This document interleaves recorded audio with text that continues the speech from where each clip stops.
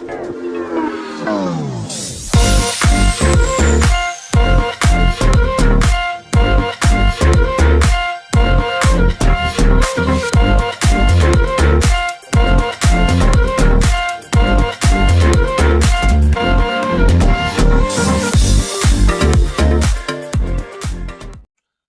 semua, salam sejahtera Malaysia.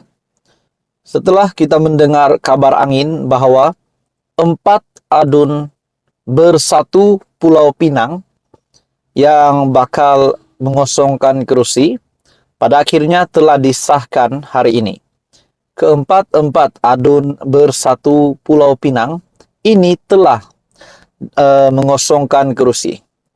Akhirnya mereka berempat sudah tiada kerusi lagi. Dan yang mengejutkan, saudara-saudara, ini satu keputusan yang perit untuk mereka, namun mereka tetap perlu menerima kenyataan, menerima hakikat. Perlu menerima bahwa mereka bukan lagi adun di kerusi tersebut. Akhirnya, saudara-saudara, kejutan besar yang berlaku kepada Muhyiddin Yassin kepada Bersatu, di mana 4 adun bersatu terpaksa mengosongkan kerusi. Dan mereka telah membuat satu kenyataan yang menggemparkan, yang mengejutkan. Dengan kenyataan, kami akan kembali lebih besar dan kuat. 4 bekas adun Pulau Pinang. Itulah kenyataan mereka. Di mana mereka berikrar akan kembali lebih besar dan kuat. 4 bekas adun daripada Bersatu yang terpaksa mengosongkan kerusi masing-masing di Dewan Undangan Negeri Dun Pulau Pinang berikrar untuk kembali dengan lebih kuat pada pilihan raya negeri pada PRN akan datang. Persoalannya, adakah mereka akan mencalonkan diri mereka semula sebagai Bersatu ataupun mungkin sebagai ahli parti lain? Itu menjadi persoalannya. Dalam pada itu, dalam kenyataan ini, artikel yang saya lihat di biharian.com, bekas adun Bertam Khalik Mehtab Muhammad Ishak. Beliau berkata, meskipun keadaan yang tidak berpihak kepada mereka itu cukup perit untuk diterima, beliau bersama 3 lagi rakan senasib dengannya itu mengaku akur dengan keputusan terbabit. Tidak mengapalah kami terpaksa menerima perkara ini, walaupun perit. Tetapi insya Allah kami akan kembali dengan lebih besar dan kuat. Wow, itu satu message yang cukup padu, cukup besar yang mengejutkan seluruh Bersatu bagi saya. Disebabkan mereka adalah bekas adun Bersatu dan setelah mereka terpaksa mengosongkan kerusi, mereka telah berikrar bahwa akan kembali dengan lebih besar dan lebih kuat. Di dalam kenyataan ini juga, di mana persidangan Dun Pulau Pinang yang telah meluluskan usul pengisytiharan kekosongan 4 kerusi yang diwakili adun Bersatu di bawah pasal 14E dalam kurungan 1 Perlembagaan Negeri Pulau Pinang. Speaker Datuk Lau Chuh Kiang mengesahkan keputusan itu dicapai setelah selesai sesi perbahasan daripada semua adun yang mengambil bahagian dengan sokongan majoriti adun yang sebulat suara bersetuju meluluskan usul terbabit. Chuh Kiang yang meluluskan usul itu menerusi undian suara selepas semua adun yang hadir menyatakan ya, kedengaran lebih ramai dan kuat berbanding menyatakan tidak. Selain daripada Khalik, 3 lagi adun terbabit adalah Dr. Afif Bahardin dari Seberang Jaya, Zulkifli Ibrahim dari Sungai Aceh, dan Zulkifli Muhammad Lazim dari Teluk Bahang. Untuk pengetahuan tuan-tuan dan bapak semua, kalau saya tak silap, 2 daripada adun ini adalah bekas ahli PKR. Jadi ini satu berita yang mengejutkan bagi saya. Jadi apa komen Anda berkaitan dengan ikrar keempat bekas adun Pulau Pinang, di mana mereka akan kembali lebih besar dan kuat?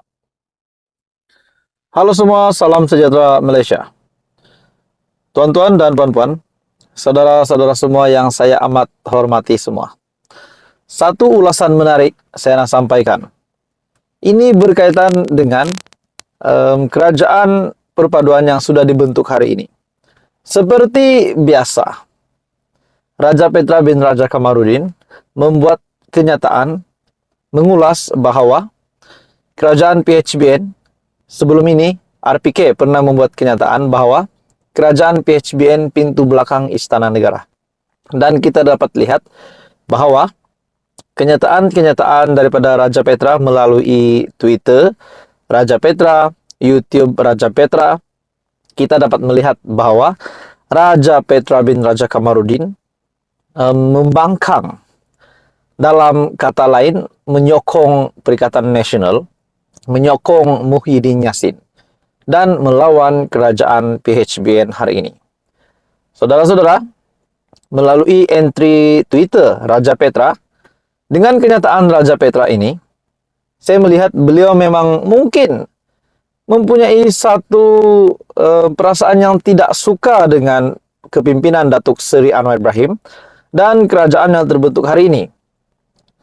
Sepertinya Raja Petra ini tahu banyak maklumat.